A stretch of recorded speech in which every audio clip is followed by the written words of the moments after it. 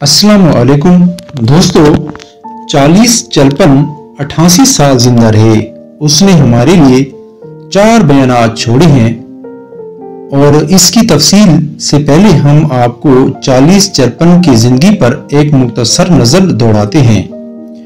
88 बरस की उम्र में 25 दिसंबर 1977 जब दुनिया क्रिसमस मना रही थी तो फिल्मी दुनिया का ये बड़ा अदाकार, फिल्म साज, मौसीकार, गीत निगार और हिदायतकार, जिससे फिल्मी तारीख का एक बहुत बड़ा हिस्सा भरा पड़ा है, नींद के आलम में इस दुनिया से रुखसत हो गया।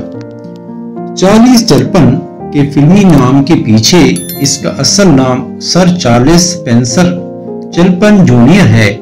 वो 16 अप्रैल 1899 को ईस्ट स्ट्रीट वालवर्थ लंदन में पैदा हुआ। इसके वालिदैन भी स्टेज से वाबस्ता थे और गाया करते थे। जब वो 3 साल का हुआ तो इसकी वालदा में अलहदगी हो गई और वो अपनी वालदा हाना और अपने बड़े भाई के साथ बार्लो स्ट्रीट में रहने लगा। इसके वालिद चार्ल्स चैपमैन सीनियर हाना से अलहदगी के बाद अपनी दाश्ता लुइस के साथ रहते थे। इन्हें शराब से बलागी रुगबत थी। चार्ली चैपमैन का अपने वालिद से बहुत कम राब्ता रहा। जब चार्ली चैपमैन के वालिद का इंतकाल हुआ तो वो 12 साल का था। चार्ली चैपमैन 88 साल जिंदा रहे। इसने हमारे लिए 4 बयानात ये छोड़े हैं। नंबर 1, इंसान दुनिया में कुछ भी हमेशा के लिए नहीं है, यहाँ तक कि हमारे मसाइल भी नहीं है।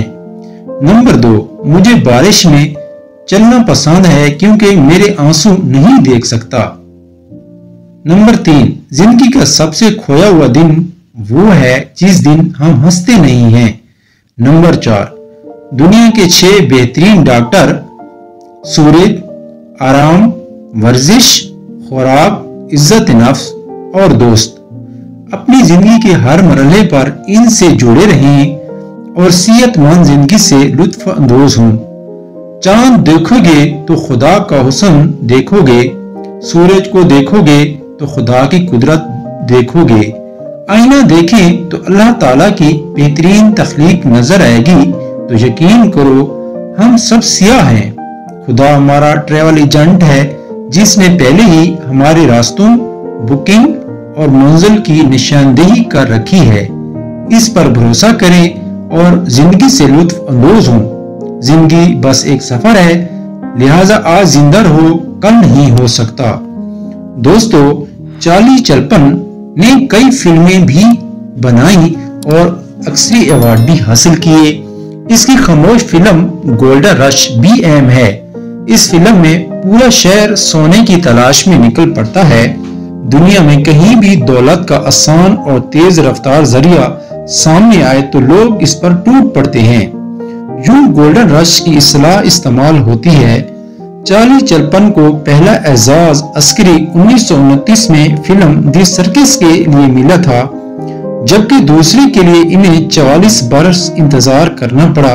लेकिन ये इंतजार अपनी जगह इसलिए भी यादगार बन गया कि जब वो ऑस्कर अवार्ड लेने स्टेज पर पहुंच गए तो सामीन ने खड़े होकर इनके लिए 5 मिनट तक तालियां बजाईं, जो ऑस्कर अवार्ड की तारीख में पहली बार किसी के लिए हुआ था।